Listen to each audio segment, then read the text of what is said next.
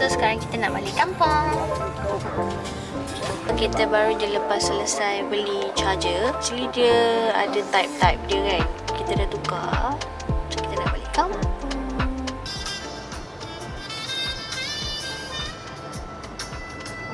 Hello, so sekarang kita nak pergi beli barang air.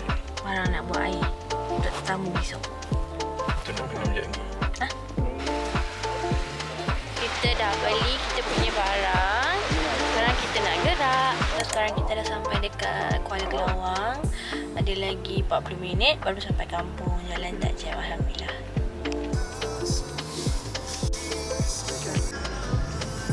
Ya, barang.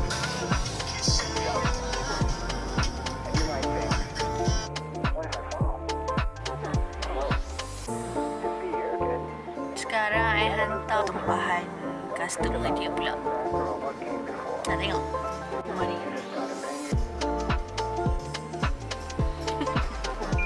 Kita dah tukar baju, nak pergi bazar. Sekarang pukul berapa? 5.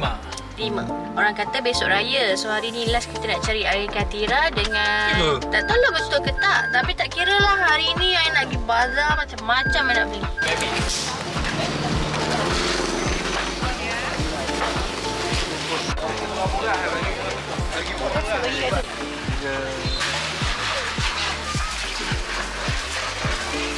Panasnya. Dengar suara tak ada. Teruk. Sesama pula. Dia time macam tu lah. Bila time nak raya tu, semuanya sakit. Masa tu lah jerawat yang tak pernah muncul tiba-tiba muncul.